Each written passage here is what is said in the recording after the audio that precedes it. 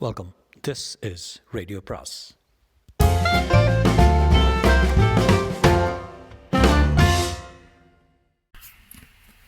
அனைவருக்கும் அன்பு வணக்கம். ராக்கி ரங்கராஜனின் படகு வீடு அத்தியாயம் 35. ஆஷாவுக்கு உடம்பு பூரண குணமடைய 2 நாளைக்கு மேல் தேவைப்படவில்லை என்று மேலும் கூறலானால் ஜெகா சத்யாவினிடத்தில். பட்டு போகவிருந்த பூங்கொடி துளிர்த்து பசுமையான மாதிரி அவள் தோற்றத்தில் வாட்டம் ஒரு பக்கமும் பொலிவு மறுபக்கமும் தென்பட்டன. அவளுடைய வழக்கமான அடக்கத்தோடு ஆரோக்கியத்தின் அழகும் சேர்ந்து கொண்டு அவளை இனிமையாக உருவாக்கிற்று. ரசூல் ஆகட்டும், காசிம் ஆகட்டும், ஹருமி ஆகட்டும் அவளிடம் ஞாபகம் மறதியாக சற்று இறைந்த குரலில் பேசிவிட்டால் கூட பெரும் பாவம் செய்துவிட்டார் போல் போனத்துக்குள் புழுங்கி அவமானப்பட்டு போனார்கள். எந்த வினாடி அவள் காசிமின் காலை தொட்டு மருந்து தடவி விட்டாலோ அந்த வினாடி முதல் ஹருமி குலாமாகிவிட்டான் ஆஷாவுக்கு. அவள் பொருட்டு நெருப்பிலே விழவும் மலையிலிருந்து விழவும் கூட தயாராக இருந்தான்.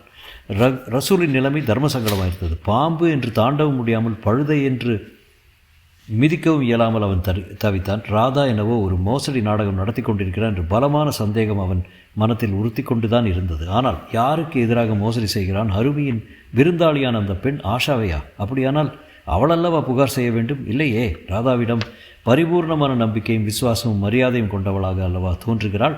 அவனுடைய காலடி சத்தம் கேட்டாலே எழுந்து கொள்கிறாள். அவன் முன்னிலையில் உட்காரவோ அதிர பேசவோ மறுக்கிறாள். அவன் மிதித்த மண்ணை பூஜித்து அவன் கால் கழுவிய நீரை தலையில் தெளித்து கொள்ளும் அளவுக்கு அந்த பெண் ராதாவிடம் பயபக்தி கொண்டவளாயிருக்கிறாள். ரசூலுக்கு ஆச்சரியமும் குழப்பமும் அளித்த விஷயம் அதுதான். ராதா எந்த விதத்திலும் அத்தனை பணிவுக்கும் மரியாதைக்கும் ஏற்றவன் அல்ல. ஆஷா இருக்கும்போது மட்டும் சுபாவத்தை மாற்றிக்கொண்டானே ஒழிய மற்ற வேளைகளில் வழக்கமான வேட்டை நாயாகத்தான் இருந்தான். அது ஒன்றே அவன் வஞ்சகமாக என்னவோ செய்ய முனைந்திருக்கிறான் என்பதை எடுத்து காட்டியது. ஆஷாவுக்கும் ராதாவுக்கும் பழக்கமாகி 3 நாட்கள் தாண்டிவிட்டன. அந்த தாடி மீசை பேர் வழி அடுத்த நாளும் வந்திருந்து சிறிது நேரம் ஆஷாவின் அறையில் தங்கிவிட்டு சென்றான். அதற்கப்புறம் வரவில்லை. 10 ரூபாய் நோட்டுகளில் 7-8 அவனுக்கு தந்து ராதா அனுப்பியதை தான் பார்த்ததாக காசிம் வந்து சொன்னான். வர வர ராதா ரசூலின் வானவில்லின் தங்குவதை காட்டிலும் ஹருமியின் பட்டுப்பூச்சியில் தங்குவதே அதிகமாயிற்று. ஒரு தரம் ராதாவின் கையை பிடித்து கொண்டு ரசூலின் படகுக்குள் ஆஷா வந்தாள். ஆனால் அவன் வழக்கமாக உட்காரும் இடங்களில் தான் உட்கார மறுத்து விட்டான். பெரும்பாலும் கையால் ஸ்பரிசித்து பல பொருட்களை வியந்தாள். ராதா கொணர்ந்து தந்த படரசத்தை அறிந்துவிட்டு அவன் கையை பற்றியவாறே தன் படகுக்கு திரும்பி விட்டான். ஒரே ஒரு விஷயத்தில் மட்டும் ரசூலுக்கு சிறிது சந்தோஷம். ராதா ஆஷாவின் உறவு தப்பானதாக போகவில்லை. குறைந்தபட்சம் அவன் அறிந்த மட்டில் இரவு எந்நேரமானாலும் ராதா தன் படகுக்கு திரும்பி விட்டான். ஆஷா அவள் அறையில் தங்கி கொண்டான். அப்படி ஏதேனும் ரசாபாசமாக நடப்பதாய் தெரிந்ததோ அந்த நிமிடமே 2 பேரையும் 2 படகிலிருந்து விரட்டி அடித்து விட வேண்டும் என்று தீர்மானமாயிருந்தான் ரசூல். ஹோட்டல் நடத்துபவர்கள் ஹோட்டலின் நற்பெயர் கெடாமல் பாதுகாக்கிற மாதிரி படகுக்காரர்களுக்கும் அக்கறை இருக்கும் அல்லவா? அந்த விஷயத்தில் அவன் கண்குத்தி பாம்பாய் இருந்த போதிலும் ராதாவின் நடத்தையில் குற்றம் காண முடியவில்லை. ஆகவே ஆஷாவின் அழகை ருசிப்பதை காட்டிலும் அவளுடைய பணத்தை அபகரிப்பதுதான் ராதாவின் நோக்கம் என்று ரசூல் சந்தேகம் கொள்ளலானான். அதை நிரூபிக்கிற மாதிரியான சந்தர்ப்பம் 4ஆம் நாள் காலையில் கிடைத்தது. டைம்ஸ் ஆஃப் இந்தியா தினசரியை ஆஷாவுக்கு வாசித்து காட்டிக் கொண்டிருந்த ராதா ஹருமியை கூப்பிட்டு அனுப்பினான். அப்போது பட்டுப்பூச்சியில் தான் இருந்திருந்தான் அவன். உறுதியான நல்ல வெள்ளை துணி, கொஞ்சம் தைக்கும் ஊசி, நூல்கண்டு, கத்திரிக்கோள், அரக்கு ஆகியவை வாங்கி வரும்படி சொல்லி பணமும் கொடுத்தான் ஹருமியிடம். தரையில் அமர்ந்து புல்புல் தாரா வாத்தியத்தை மெல்ல மீட்டிக்கொண்டிருந்த ஆஷா சற்று நிறுத்தி, இன்றைக்கே அனுப்பிவிடப் போகிறீர்களா என்று கேட்டாள் ராதாவிடம். அவளது மொழி புரியாவிட்டாலும் இன்றைக்கே அனுப்பிவிடுவது தான் நல்லது, இதெல்லாம் அவ்வளவு பந்தோபஸ்தான இடமில்லை என்று ராதா ஆங்கிலத்தில் பதிலளித்ததை கொண்டு ஹருமி ஊகித்து கொண்டாள். பிறகு ராதா தனது வழக்கம் போல, மழை பெய்கிறது போல் இருக்கிறது ஹருமி, எப்படி இப்போ போவாய் என்று கேட்டான் இனிமையாக. என்னிடம் கொடை இருக்கிறது சார் என்றான் ஹருமி. கொண்டு வந்து காட்டு பார்க்குறேன். ஓலையினால் செய்து நைந்து போன தாழங்குடையை ஹருமி கொண்டு வந்து காட்டிய போது இரக்கமற்று சிரிக்கவில்லை ராதா.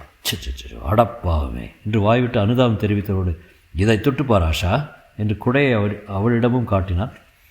தாமரை கூம்பிய மாதிரி அவளது வதனம் சோகத்தால் இருண்டது. குடையினுடைய கை அகல பரப்பு, ஓட்டை, கிழிசல்கள் முதலியவற்றை ஸ்பர்சித்ததால் அறிந்து கொண்டாள். ஹருமி, நான் சொன்னதாக ரசூலிடம் சொல், பஜாரில் நேற்று நான் வாங்கி வைத்திருக்கிற புதுக்கொடையை எடுத்துக்கொண்டு போப்பா, மழையில் நனையாதே என்று சொல்லி அவனை அனுப்பினான் ராதா. கதவை தாண்டுகையில் ஹருமியின் காதில் விழுந்தது. ராதா மேற்கொண்டு பேசியது, என்ன எளிமையான ஏழையான ஜனங்கள் பார் ஆஷா. பாரத தேசமெங்கிலும் இவர்களைப் போல கோடிக்கணக்கான பேர்கள் இருக்கிறார்கள். இவர்களுடைய துயரத்தை துடைக்காமல் ஹருமி சிரிப்பதா அழுவதா என்று தெரியாமல் ரசூலிடம் சென்று நடந்ததை சொல்லி குடையை வாங்கி கொண்டு புறப்பட்டான். ஆப்பிள் பழம் கொஞ்சம் அழுகினார் போல் இருந்தது என்று முந்தின நாள் காசிமின் முகத்தில் விட்டெறிந்த மனிதர் குடை இல்லாமல் நனைகிறவர்களை நினைத்து அழுகிறாராம். ஹருமிக்கு எரிச்சல் என்றால் ரசூலுக்கு திகைப்பேற்று ஏற்பட்டது. ராதா வாங்கி வரச் சொன்ன பொருட்களை எண்ணி எதையோ பார்சல் கட்டி அரக்கு முத்திரை வைக்கப் போகிறார் என்று அவன் யூகித்தான். ஆனால் எதை? ராதா கேட்ட பொருள்களுடன் ஹருமி திரும்பிய சிறிது நேரம் கழித்து சில பிஸ்கட்டுகளும் சூடான டீயும் எடுத்துக்கொண்டு ஆஷாவின் உரைக்குள் நுழைந்தான் ரசூல். திகில் என்று அவன் அடிவயிற்றை பிடித்தார் போல் இருந்தது ராதா செய்து கொண்டிருந்த காரியம். ஆஷாவின் சூட்கேஸில் இருந்த ஆபரண பேழைகளை ஒவ்வொன்றாக எடுத்து துணியில் அடுக்கி இறுக்கி கட்டி கொண்டிருந்தான் ராதா. ரசூல் தேநீரை வைத்ததும், தயவு பண்ணி கொஞ்சம் வெளியில் இருக்கியா ரசூல், உள்ளே யாரையும் அனுமதிக்காத, ஒரு சொந்த காரியம் கவனிக்கிறேன், தப்பாக நினைக்க மாட்டியா என்றான் ராதா குளிர்ந்த குரலில். நோ சார் என்று கூறிவிட்டு வெளியேறுவதை தவிர என்ன வழி? ஆனால் ரசூல் தன் படகுக்கு திரும்பி விடவில்லை. ஹருமியையும் காசிமையும் சத்தம் போடாதிருக்குமாறு எச்சரித்து பலகை சுவரிலிருந்து ஒரு இடுக்கு வழியாக பார்த்து கொண்டிருந்தான். சிறிதும் பெரிதுமாக பல நகைகளை துணியில் கட்டி வாய்களை நூலினால் தைத்தான் ராதா. பிறகு சிறிய முட்டை விளக்கை ஏற்றி வைத்துக்கொண்டு அரக்கு துண்டை காய்ச்சி சீல் வைத்தான். உருகிய அரக்கின் மீது ஏதோ ஒரு முத்திரை வைக்க விரும்பினான் போலும். சுற்றுமுற்றும் எதையோ தேடினான். பிறகு அவளை கேட்டான். அவள் புன்னகையுடன் கையை விரித்து இல்லை என்றான். உதட்டை கழித்தவாறு யோசித்த ராதா அவள் முகத்தையே பார்த்து கொண்டிருந்தான். சரையலென அவள் கழுத்தில் இருந்த பவுன் சங்கிலியை பற்றினான். அதன் முகப்பில் பைசாவை கூட சிறிய அளவில் சிறு பதக்கம் கோத்திருந்தது. அதனால் முத்திரை வைக்கலாம் என்று சொன்னான் போல் இருக்கிறது. ஆனால் ஒரு நிமிட காலத்துக்கு அந்த சங்கிலியில் வைத்த கையையும் அவள் முகத்தில் வைத்த கண்ணையும் ராதா எடுக்காமலே இருந்தான். அவன் தன் கழுத்தை தொட்டபோதோ சங்கிலியை பறித்தபோதோ ஆஷாவின் முகத்தில் எந்தவித விகற்ப உணர்ச்சியும் தோன்றவில்லை. போய் இதை கேட்டீர்களே என்று பரிகாசம் பண்ணுவது போல சிரித்து கொண்டு அந்த சங்கிலியை கழட்டி தந்தாள். மறுபடி ஒரு முறை அவளுடைய பார்வையற்ற கண்களை உற்று நோக்கினான் ராதா. பின்னர் தையல் முனைகளில் மீண்டும் இலக்கிய அரக்கை வைத்து அந்த சங்கிலி பதக்கத்தை அழுத்தி ஒற்றி எடுத்தான்.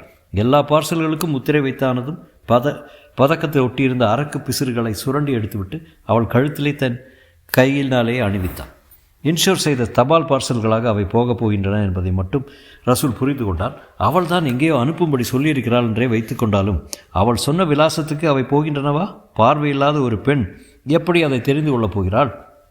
ரசூல் குறுகுறுப்புடன் காத்து கொண்டிருந்தார். தபாலுக்கு தன்னை அனுப்புகிறானா பார்க்கலாம் என்று. ராதா தரவில்லை.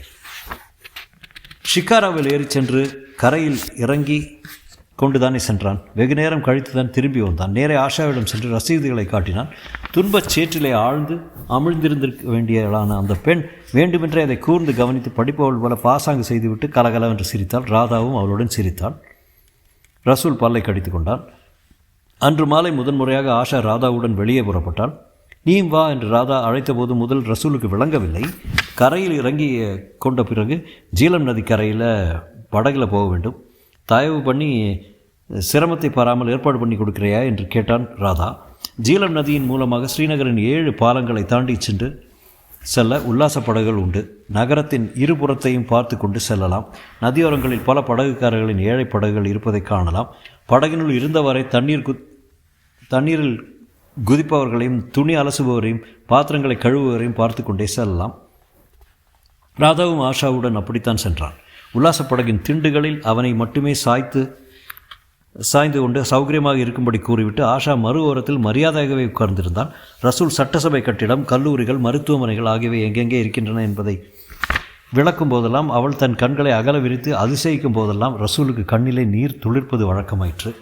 7 பாலங்களையும் தாண்டிய பிறகு கரையில் இறங்கிக் கொண்டு ஒரு டாக்ஸியில் டால் ஏரிக்கு திரும்பினார்கள் மூவரும். ஆனால் படகு பையனிடம் சொல்லி ஆஷாவை மட்டுமே பட்டுப்பூச்சிக்கு திருப்பி அனுப்பினான் ராதா. ரசூலை தன்னுடன் இருத்தி கொண்டவன் ஆஷாவின் படகு மறைகிற வரையில் நின்றிருந்து விட்டு பஜாருக்கு போகலாம் வா என்று ரசூலை அழைத்தான். என்ன வாங்க போகிறீர்கள் என்று ரசூல் விசாரித்தான். இந்த காஷ்மீர் எதற்கெல்லாம் புகழ் பெற்றதோ அதையெல்லாம் வாங்க போகிறேன். ஆனால் ஆஷாவுக்கு பயன்படும்படி இருக்கணும் என்றான் ராதா. அதாவது துணிகள், நகைகள் அந்த மாதிரி? ஆமாம், காஷ்மீர் ட்ரெஸ்ஸு, காஷ்மீர் அலங்காரங்கள், ஃபேஷன்கள். கவர்மெண்ட் எம்போரியத்துக்கு வாருங்கள், எல்லாம் கிடைக்கக்கூடிய இடம் என்று அழைத்து போனான் ரசூல். காஷ்மீர் உலனில் நெய்த விலை உயர்ந்த துணிகளையும் ஆபரணங்களையும் அன்று வாங்கி கொண்டே இருந்தான் ராதா. சளைக்காமல் கிட்டத்தட்ட 1500 ரூபாய்க்கு பக்கமாக பில் ஏறிய போது கணக்க அந்த மூட்டைகளை சுமந்து கொண்ட போது ரசூலின் சந்தேகங்கள் உறுதியாகிவிட்டன. அவனை நம்பி கொடுத்த நகைகளை திருட்டுத்தனமாக விற்று சுருட்டி விட்டான்.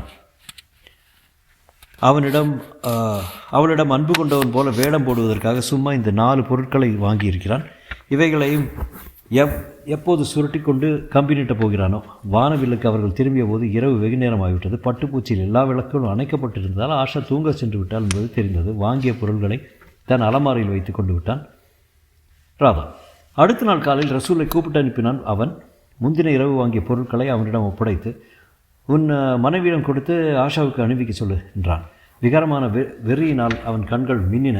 நாக்கை சுழற்றி கொண்டு சீட்டி அடித்தான். ரசூல் தனது திகைப்பை அடக்கி கொண்டு சொன்னபடியே செய்தான். ஆனால் ஆஷா தான் உடனே ஒப்புக்கொள்ளவில்லை. எதற்காக எனக்கு இதெல்லாம் என்று ஆட்சேபித்தால். ரசூலின் குடும்பம் இருந்த பகுதியில் படுதாவுக்கு மறுபுறம் இருந்தவரை அங்கே நுழைவதற்கு உரிமை இல்லாமல் வெளியே குறுக்கும் நடுக்கும் உலாவிக் கொண்டிருந்த ராதா, நீதானே ஆஷா நேற்று சொன்னாய் ஜீலம் நதியில் போய் கொண்டிருந்த போது மறந்து விட்டியாமா என்றான். என்ன சொன்னேன்?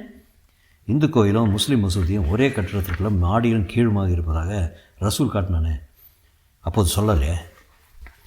பார்க்க வேண்டும் என்று சொன்னேன். இப்போது அங்கே தான் போக போகிறோம். அந்த ஆலயம் காட்டுகிற அதே ஒற்றுமை நீ காட்ட வேண்டாம் ஆஷா. இந்து பெண்ணு, முஸ்லீம் அலங்காரம் என்றான் ராதா. ஆஷா வெட்கத்துடன் சிரித்து விட்டாள். ஆனால் அதன் பிறகு தடை ஏதும் சொல்லாமல் அலங்கரித்து கொண்டு வெளியே வந்தாள். விழி தெரித்து விடுகிறார் போல் தன்னை ராதா நோக்குவது அவளுக்கு தெரியாது. நான் போய் ஒரு சாமான் எடுத்துகிட்டு வரேன் கூறிவிட்டு தன் படகுக்கு சென்றான். காசிமின் கையை பிடித்து கொண்டு படகுக்காரர்களை நாடோடி பாடல்கள் கூட இப்படி ஒரு அழகியை வர்ணித்து ரசூல் கேட்டதில்லை. பார்த்தாயா ரசூல் என்று வெட்கம் கெட்டவனாக சிரித்தான் ராதா. எனவோ உங்கள் காஷ்மீர பெண்கள் தான் மகா அழகுன்னு தமுக்கடிப்பீர்களா? இயற்கையிலே அழகான ஆஷா இதையும் அணிந்து கொண்டால் எப்படி இருப்பாள் என்று நேற்று பண்ணி பார்த்தேன். எண்ணி பார்த்ததை கண்ணாலும் கண்டுபிட்டேன் ரிப்பீட்டிக் கொண்டான். சில நிமிடங்களில் ஆஷா திரும்பி வந்து போகலாம் என்றாள். இப்போது அவள் கையில் ஒரு சிறு பிரம்பு பெட்டி இருந்தது. என்னது அது என்று ராதா முகத்தை சுழித்தான். உங்கள் விருப்பப்படி இப்போது இந்த உடையை அணிந்திருக்கேன். ஆலயத்தில் தரிசனமெல்லாம் முடிந்த பிறகு என் விருப்பப்படி உடுத்திக்கொள்ள வேண்டும் அல்லவா? அதற்கு இது என்று பதிலளித்தார் ஆஷா. பிக்னிக் சாப்பாடெல்லாம் எடுத்து வந்திருக்கிறா அல்லவா ரசூல் என்று ராதா கேட்டதும் ரசூலுக்கும் அவன் பின்னே நின்றிருந்த காசிமுக்கும் ஹருமிக்கும் தூக்கி வாரி போட்டது. காலையிலிருந்து அவர்கள் வீட்டு பெண்களும் இந்த புது கூத்திலே கலந்து கொண்டு விட்டதால் சமையலறை பக்கம் செல்லவில்லை யாரும். பிக்னிக்னு சொல்லவில்லையே என்று கையை பிசைந்தான் ரசூல். முகம் குப்பென்று சிவக்க ஆங்காரத்துடன் முட் என்று கையை ஓங்கி பாயவிருந்த ராதா கண்ணிமைக்கும் நேரத்துக்கு நிதானம் அடைந்தான். பரவாயில்ல, இதற்கு போய் ஏன் பதறுகிறாய் ரசூல்? மெல்ல தயார் செய்து கொண்டு எடுத்து வா. நீயும் எங்களுடன் பிக்னிக்கில் கலந்து கொள். எங்களுக்கு சந்தோஷமாக இருக்கும் இல்லையா ஆஷா? யார் ரசூல் தானே? ஓ, குழந்தைகளை கூட கூட்டி வரட்டும், தமாஷாக பொழுது போகும் என்று ஆஷாவும் அழைத்தான். எந்த இடத்துல வந்து பார்க்கட்டும் என்று ரசூல் கேட்டான். ஏரோட்ராமிலிருந்து வர்ற வழியில் ஒரு சின்ன குன்றும் நீரோடையும் பார்த்தேன். அது எந்த இடம்? வேறு சில அடையாளங்களை விசாரித்த பிறகு அது எந்த இடம் என்பதை புரிந்து கொண்ட ரசூல் அதற்கு எப்படி போக வேண்டும் என்பதையும் விளக்கினான். ஆஷாவும் ராதாவும் புறப்பட்டு போன 2 மணி நேரம் கழித்து பிக்னிக் பலகாரங்கள் தயாராகின. அந்த ஆசாமி ஒரு தினசு, நான் குழந்தைகளை அனுப்ப மாட்டேன் என்று மறுத்துவிட்டால் ரசூலின் மனைவி. காசிமுக்கு பலமான காய்ச்சல், முடங்கிவிட்டான். ஹருமிக்கு அழைப்பில்லாத இடத்தில் ஆஜராக விருப்பமில்லை, ஒடுங்கிவிட்டான். ஆக சாப்பாட்டு கூடையுடன் ரசூல் மட்டுமே கிளம்பி சென்றான். ராதா குறிப்பிட்டிருந்த இடத்தில் ஜன நடமாட்டம் அவ்வளவாக இராது என்று ரசூலுக்கு தெரியும். அதிலும் அன்றைய தினம் பக்கத்தில் ஏதோ ஒரு சந்தை நடைபெற்றதால் எதிரில் தான் ஜனங்கள் வந்து கொண்டிருந்தார்களே தவிர போக போக யாரையும் காணோம். குறிப்பிட்ட இடம் வந்தது. அங்கே குன்று இருந்தது அமைதியாக, நீரோடை ஓடியது தெளிவாக, காற்று வீசியது மனோகரமாக. சார் என்று கூப்பிட்டான் ரசூல் அடர்த்தியான வளர்ந்திருந்த தினார் மரங்களை நோக்கி. ஒரே ஒரு ஆடுதான் அவனை தாண்டி கொண்டு ஓடியது. சார் சார் மேடம் என்று திரும்ப திரும்ப கூவிக்கொண்டே தடவைக்கு தடவை குரலை உறக்க செய்தபடி மரங்களுடைய அலைந்து திரிந்து தேடலானான் ரசூல். திடீரென யாரோ சரசரவென்று நகருகிற சப்தம் கேட்டது. திடுது என்று நின்றது. பிறகு மறுபடி கேட்டது. திகில் வசப்பட்டவனாக ஒரு பாறை நெடுக்கில் ஒளிந்து கொண்டு மூச்சை அடக்கியவாறு நோக்கினான் ரசூல். ஐயோ என்று தன்னை மறந்து அலறிவிட்டான். அல்லது சொல்ல ஒன்னா பீதிதான் அவன் வாயை கட்டிவிட்டதோ? நாக்கு மட்டுமல்ல, அவன் புலன்கள் மொத்தமும் இற்று விழுந்தன அந்த காட்சியை கண்டபோது. ஆஷாவை தன் தோளில் தூக்கி போட்டுக்கொண்டு பதுங்கி பதுங்கி ஓடிக்கொண்டிருந்தான் ராதா. அவள் ஆடைகளும் உடலும் நனைந்து ஈரம் சொட்டி கொண்டிருந்தன. ஈரம் மட்டுமல்ல, செக்கச்சிவந்த இரத்த துளிகளும் சொட்டின. ரசூல் பார்த்து கொண்டிருக்கும் போதே ராதா மறுபுறத்து மரங்களின் அடர்த்தியில் மறைந்து போனான். போனவனே. பிறகு படகு வீட்டுக்கு திரும்பவே இல்லை. அவனும் தான் அவளும் தான். ஆஷாவை கொலை செய்துவிட்டு ராதா ஓடிவிட்டான் என்பதில் இனியும் என்ன சந்தேகம்? தொடரும்.